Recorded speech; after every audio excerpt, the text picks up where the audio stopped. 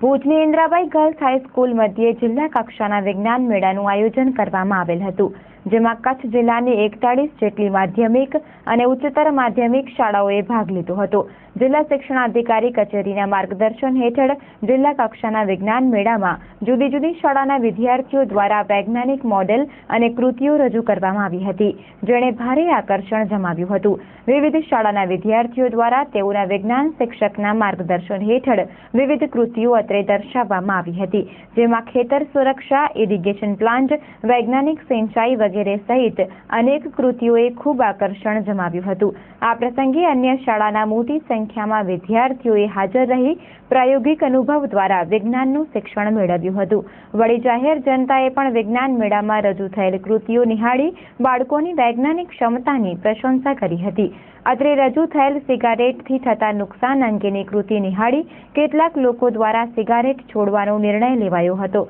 જે આ વિજ્ઞાન મેળાની સફળતા અંગે ઘણું દર્શાવી જાય છે। વિવિધ મોડેલોમાંથી ઉત્કૃષ્ટ મોડેલના નિર્ણય લેવા નિર્ણાયકો દ્વારા દરેક કૃતિની ચકાસણી કરવામાં આવી હતી, જેના વિવિધ ફાયદા અને મર્યાદાઓ જાણવામાં આવ્યા હતા। બીજી બાજુ સહયોગ હોલ ખાતે વિજ્ઞાન પ્રદર્શન અંતર્ગત પુસ્તક પ્રદર્શનનું આયોજન કરવામાં આવ્યું હતું, જેનો પણ જુદી જુદી શાળાના વિદ્યાર્થીઓ અને શિક્ષકોએ મોટી સંખ્યામાં લાભ લીધો હતો। ઉલ્લેખનીય છે કે બાળકોમાં વિજ્ઞાન પ્રત્યે પ્રેમ જગાવવા વિજ્ઞાન મેળાનું આયોજન એ ખૂબ ફાયદાકારક બની રહે છે, ત્યારે જિલ્લા કક્ષાએ યોજાયેલ વિજ્ઞાન પ્રદર્શન અનેક લોકોને દિશાસૂચક બન્યું હતું। આ પ્રસંગે જિલ્લા શિક્ષણાધિકારી શ્રી, શાળાના આચાર્ય શ્રી તથા જુદી જુદી શાળાના વિદ્યાર્થીઓ અને શિક્ષકોએ હાજરી આપી હતી।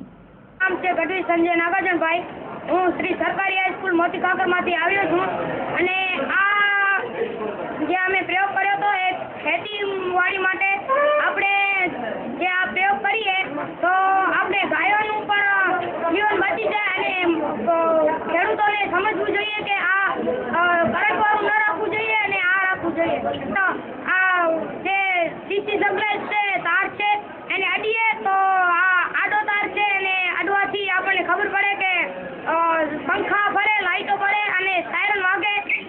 આપણે ઘરમાં આવીએ તો આપણને ખબર પડે કે અહીંયા કોઈ આપણી વાડીમાં પ્રવેશ કરે છે।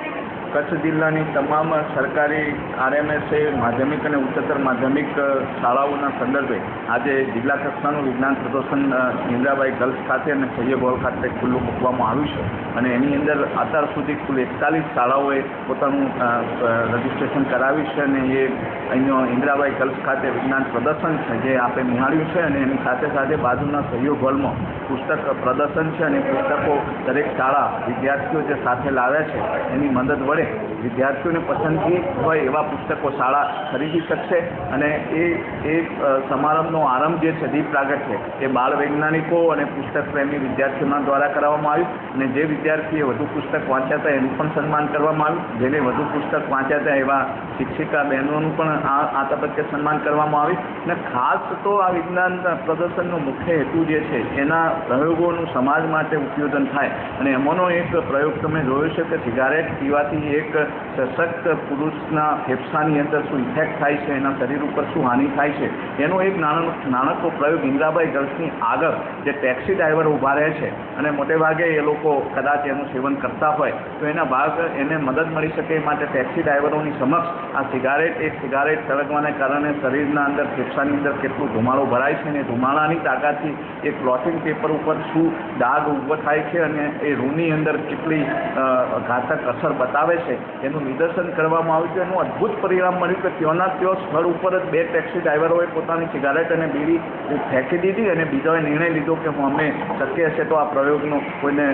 વધુમાં વધુ પડોશીઓ અને બીજા અમારા મિત્રોને સિગારેટ અને ધૂમ્રપાનથી અટકાવીશું।